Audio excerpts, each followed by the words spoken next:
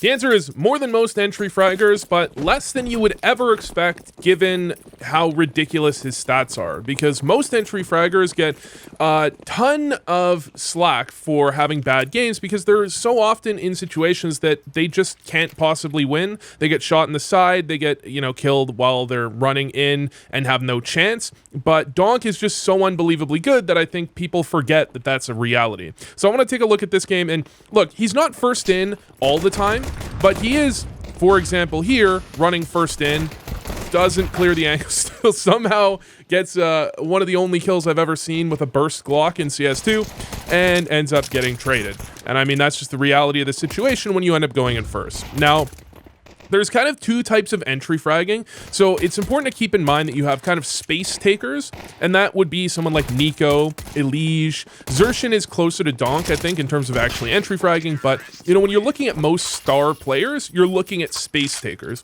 A space taker would be someone that, on a default, going for map control, they are going to be first in a lot of the time. For example, taking connector control here on Mirage, you might see someone like Zershin generally be first in. You might see someone like Nico, if he's with the pack on this given round, he might be first in. Elige, they're taking space in situations where they have a pretty reasonable ability to get an even engagement and not get caught completely off guard and just die for free.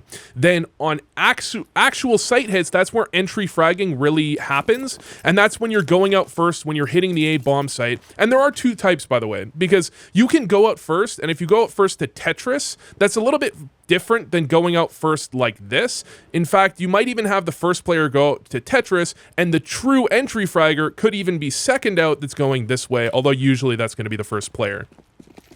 So that's kind of what entry fragging looks like when you're really thinking of true entry fragging. And then on top of that, there's multiple types of strats, right? Because there's standard strats like your matchmaking style, throw a couple smokes, throw a couple flashes, go in. Pro teams will still run things like that when they might not have full utility. But then there are like full execs where you're flashing when the player is already out of the choke point and you're actually setting them up to get kills. Now here, DONK did go first out to Tetris, but he is taking the entry route. It's not, it would be a little bit different if he had someone second that went the super aggressive route. They're just entering around the bomb site, which is a really effective way to exec a bomb site, or exec the A site specifically, when you're fighting against a force buy or fighting against an eco, because you're just guaranteeing long range engagements, right? And he just gets absolutely destroyed by Cadian here. Doesn't really have much of a chance. Now, DONK really is one of the players that, one of the things about DONK is he actually doesn't get that many anti-ecos. Actually, I should say it differently. He gets lots of anti-ecos, but compared to other players where they get many more anti-ecos than they do rifle, like gun versus gun round frags, when I was looking at the stats, it seemed like DONK was much more balanced than a lot of other, star fraggers. But the most interesting thing about DONK is that, on T side, he was like the best statistical in the first 6 months of the year. I think he was the best statistical player. But on CT side, he was like the only rifler in the top 9 kill per round players, because it's hard to get much done as a rifler on CT side compared to oppers that are just gifted free kills. But I'm primarily here looking at T side because I want to see, how often is he just dying? Like, how much inconsistency should we be expecting from DONK? Because how often is he dying when he doesn't really have much of a chance, right? And we already saw that once or twice this game. And this one, this isn't entry fragging, this is a late round scenario, but this is one of the problems with DONK is that he's not given much choice here.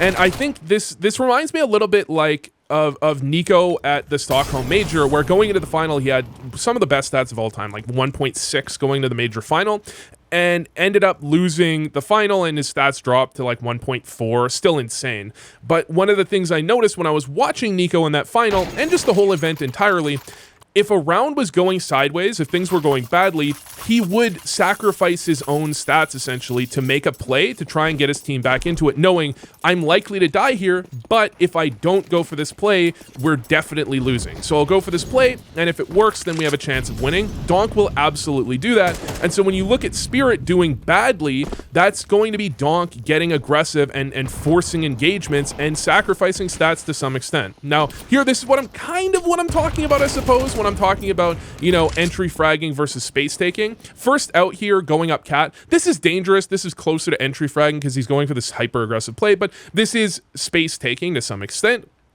where he's looking to catch an opponent off guard, not ready for his positioning. He gets the initial kill, drops down, and then into the actual bomb site. This isn't like, it would be different if he waited and juggled the positions, but this is Chopper going out first. Donk has the AK, so he's kind of given the ability to more likely trade on his teammate. He ends up holding the angle, down, nades the smoke, and dude, Donk is just so unbelievably good. I saw an interview with Maui Snake and JL, and JL was talking about how he feels like he notices he died to Zaiwu more than he notices he died to Zonk.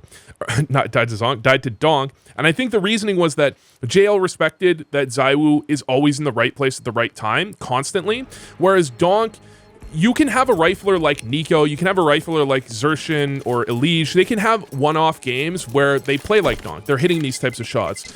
More of the crazy part of Donk, I think, although I don't know if almost anyone is pulling off what Donk really does pull off when he's entry fragging. But, you know, like you could have a player like Xantares, for example, could have a game where he looks a lot like Donk. It's the consistency that he does so, right? But heading over for a B play. By the way, you can walk a lot later than you expect. I see people walk like here when they're going for like a B contact. You don't need to walk that late, that early. But again, he's going to be second out, and he's taking more of the supportive route.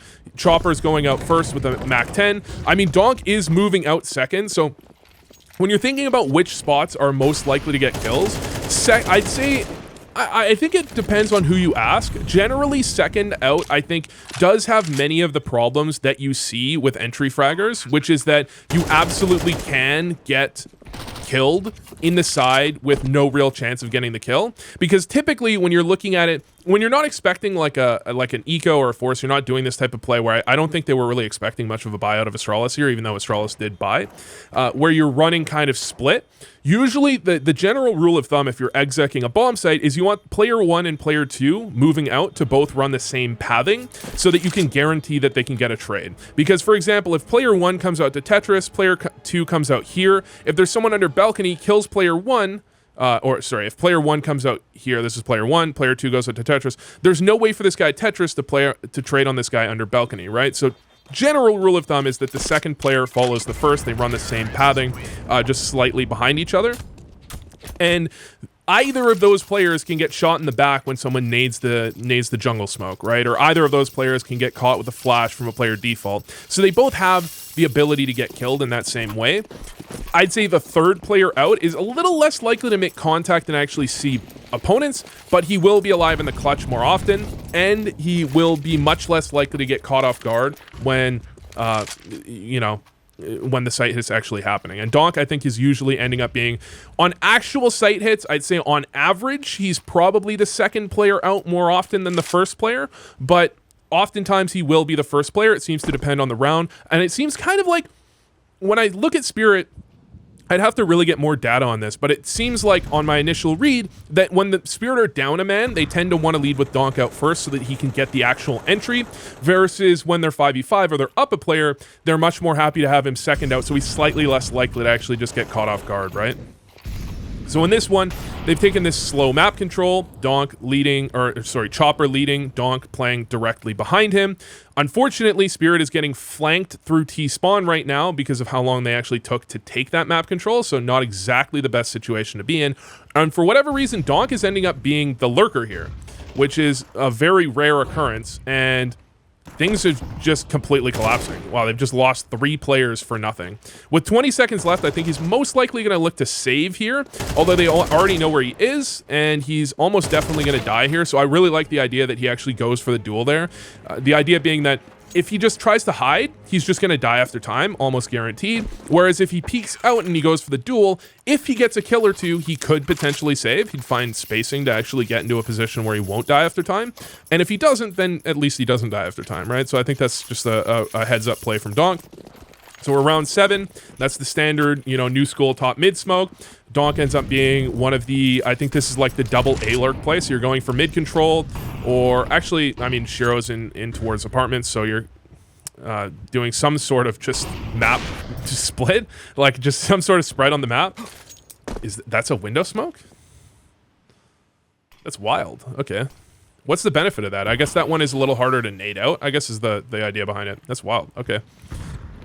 Reminds me of one of the really early, if you've seen Mahone's evolution of the Mirage window smoke, that's one of the really early ones did some sort of strafe like that one. But they're doing some sort of spread on the map. I was thinking they were going to do the double lurk, where you have a player palace and a player ramp, and together, you know, you take mid control, and then you have these guys double lurk on the A player, and it's really hard for the A player to get almost anything done. But it looks like they want to go back into their kind of standard A exec. But typically, how these go really wrong is when Zontix dies. But actually, Zontix won't die here. Chopper moves out first. Donk is strafing behind him. Not quite directly behind him. I think Donk takes a little bit of liberties to make sure that he can actually take the engagements that he's actually comfortable taking. But at the same time, he is second in, trades immediately off of Chopper. But the thing is, when you're second in and you trade off of the initial player, you of course turn into the entry for all intents and purposes. And if we're looking at this site hit, I mean, this is just kind of it's just kind of an odd site hit, right? They're not actually really flashing a lot of people. I mean, there is reasoning behind this type of site hit, because it's hard for the CTs to know if this is a fake or an actual hit. You could, especially if you throw it as if there's only one player, there's reasoning that it can work out. But it's just not the standard. But then he turns into the entry afterwards, and man, Cadian's just got his number. Did he hear him jump up, or did he just like hit a flick here? Maybe he just knows that the jump up, he's like double scoped in. Okay, all right, yeah, sure, yeah, that's reasonable. Completely reasonable, yeah. But I mean, Donk here, I'd say on average, Magix is usually the player I see go out first on a lot of these site hits. It's surprising to see Chopper do so. Maybe they've changed things up since they've been having some slight struggles, because I've, in the past, seen Chopper be more of a lurker style player, like not full on lurker, but you know, not generally first out on these pushes, I feel like, compared to Magix. But here we've got Donk finally doesn't get destroyed by Cadian, but this is another situation where, like, you know, he's looking for a play, he's looking to see, hopefully for his mid players to draw a bit of pressure. By the way, Stown just sees this has been happening a lot recently. Certain teams, the way they play at top mid boxes, they try and hide. And if you get a player here, which you can get here because of the way this mid smoke works, it blocks off this whole area. You can get up to here potentially, or you can even walk up here. Very rarely, but a lot of the time you go for a mid push, duck into there. You can just see them straight under here. I've known this since like 2015, and I've never actually benefited from it. It's actually hilarious. But Chopper dies, and Donko's immediately looking to get something back. And this is kind of what I'm talking about, where he's willing to sacrifice some statistics because they know it's a double op. And with the double op, I'd say the most common setup to see when your opponents are double opping is one op A, one op B, or one op B, one op window. It's just a very common setup to be going for, because apartments is you can just lock it down completely with an op. As long as the T's don't go for a rush, it's very hard to deal with that opper, right? But Donk isn't worried about that, and I saw this a lot in their Liquid game on Anubis, where he would just go in and just go for like crazy plays because he knew his team needed it. He just does that in general, but I don't think that's necessarily quote unquote entrying, more so as it is space taking, right? You're going for an aggressive play, but it's not like you're running in to a bomb site that your opponents are trying to heavily defend. But they just end up saving here. So a bit of a boring round.